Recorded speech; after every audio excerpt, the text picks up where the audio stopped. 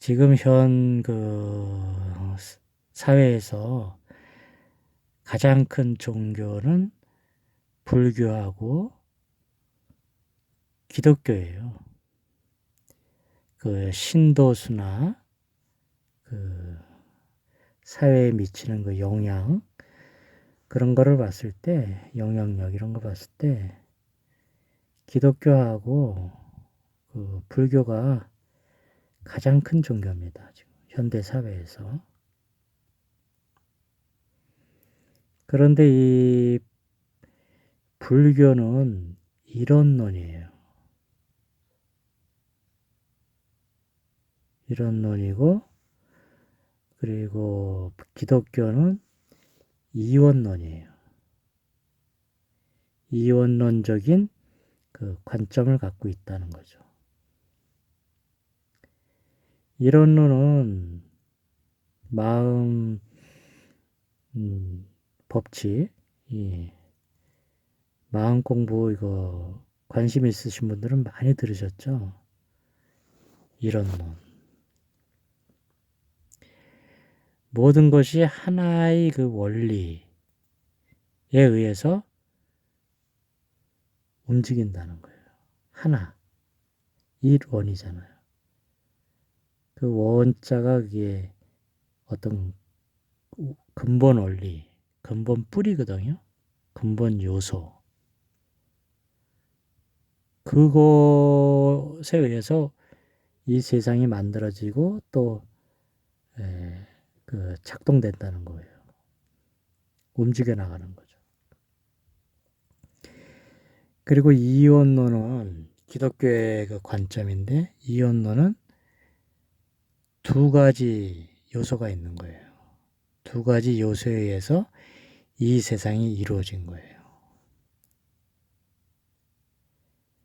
그리고 이 두 가지 요소는 서로 건널 수 없는 절대적인 그 차이가 있어요. 뿌리가 완전히 틀리니까. 근본이 틀린 거예요, 쉽게 얘기하면. 그 근본이 틀린 그 두 가지 그 요소에 의해서 이 세상이 형성되고 또 이루어져 나가는 거죠. 그런 관점이면 그건 이원론적인 관점이다. 이렇게 이야기하는 거거든요. 기독교가 그렇죠. 이원론이죠. 예를 들어서 그 선과 악 할 때 이 선과 악은 건널 수가 없어요. 서로 완전히 틀린 뿌리에서 나온 거예요. 기독교 관점에서 볼 때, 이원론적인 관점에서 볼 때. 선은 선을 만들어낸 그 어떤 뿌리가 있어요. 요소. 그것에 의해서 만들어진 거예요. 악은 또 악을 만들어내는 어떤 뿌리가 있어요. 근본적인 그 요소가 있단 말이에요. 그것이 만들어낸 거예요. 악을. 그래서 이 두 요소는 완전히 틀린 거죠. 뿌리가 틀린 거예요. 그러면 이원론이에요. 근데 이론론은 선과 악이 있어요. 근데 겉으로 보일 때는 선과 악이잖아요. 현상적으로 볼 때. 근데 그 선과 악이 나온 이 뿌리는 뭐냐면 하나예요. 하나에서 나온 거예요. 이론론이니까. 하나의 뿌리, 그 요소에서 선도 나오고 악도 나온 거예요. 그런 관점이면 이론론이라고 하는 거죠. 이원론은 기독교에서 이야기하는 이원론은 근본적으로 틀린 거예요. 선을 만들어낸 그 뿌리가 있고 악을 만들어낸 뿌리가 따로 있는 거예요.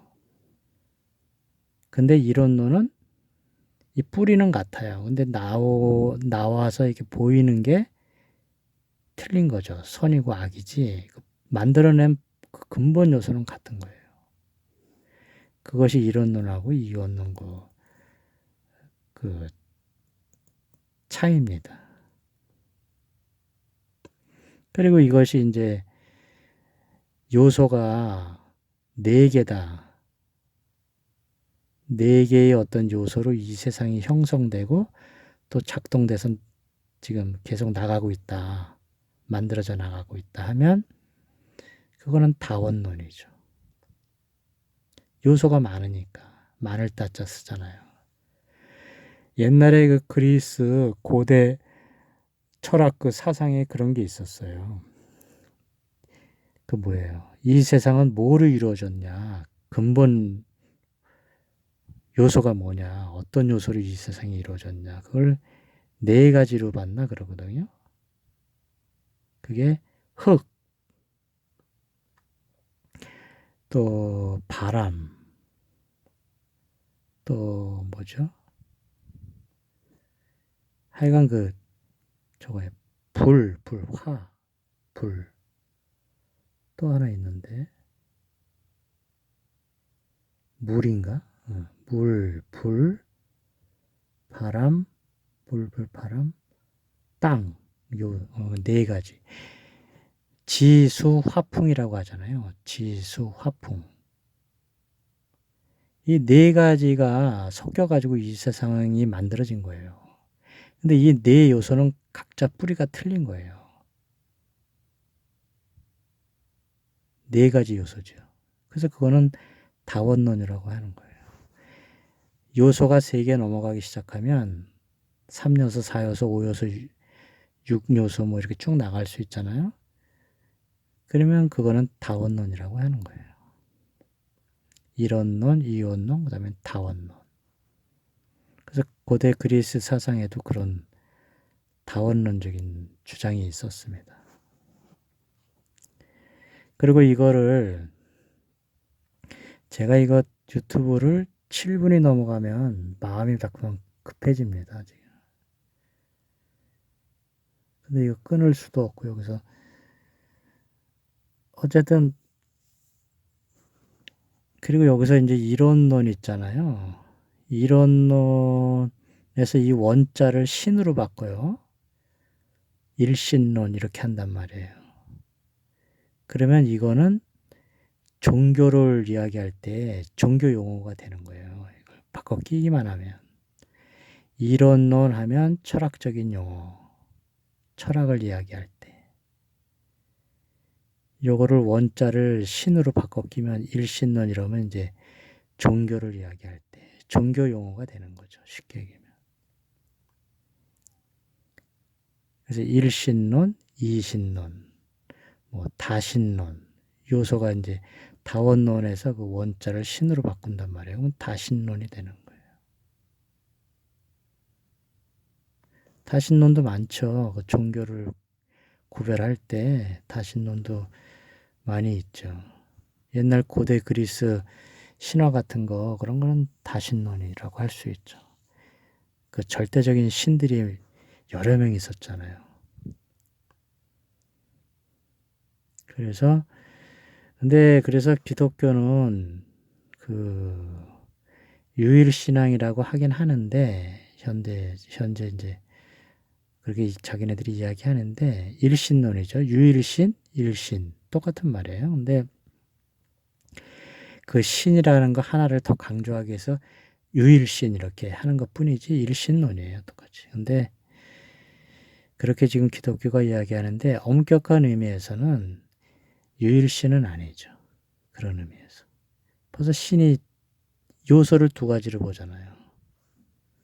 이신론 아니면 그 삼위일체 신이 셋이면서 하나면서 셋이라고 하잖아요. 기독교의 아주 그 핵심 교리 중에 하나가 삼위일체 교리라고 있잖아요.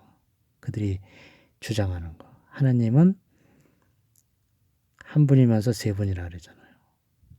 신은 한 분이면서 세 분이라고 하거든요. 그걸 성부와 하잖아요. 성부, 성자는 예수님, 성령 해가지고 이게 세 명이라고 하는 거거든요. 그러면서 이게 또 하나가 되는 거예요. 그리고 이거는 우리 지성으로는 깨달을 수 없다. 이렇게 이제 기독교에서 이야기하는 거죠. 삼위일체 교리는 깨달을 수 없다는 거예요. 그냥 믿을 수밖에 없다는 거죠. 핵심 교리인데 어쨌든 그렇게 할 때 보면은 그렇게 하면은 어쨌든 그 유일신은 아니죠. 신이 적어도 3명은 되니까. 삼위일체니까. 그들이 주장하는 거에 그 말을 수용하더라도 3명이 되는 거예요. 또 그대로 그냥 보통 입장에서 보더라도 이신론은 되는 거죠. 그래서 유일신은 아니라는 것이 지금 세계적인 그 학자들의 그 공통적인 의견입니다. 서양의 학자들은, 신학자들은 그렇게 하고 있는 거죠. 근데 이제 우리는 보통 그냥 목사님들이 기독교에서 이렇게 주장을 하니까 그런가 보다 하는 거지. 엄격한 그 종교를 분류하자면 유일신은 아니라고 할 수 있죠. 말이 길어졌네요. 참고해 보시기 바랍니다. 감사합니다. 감사합니다. 감사합니다.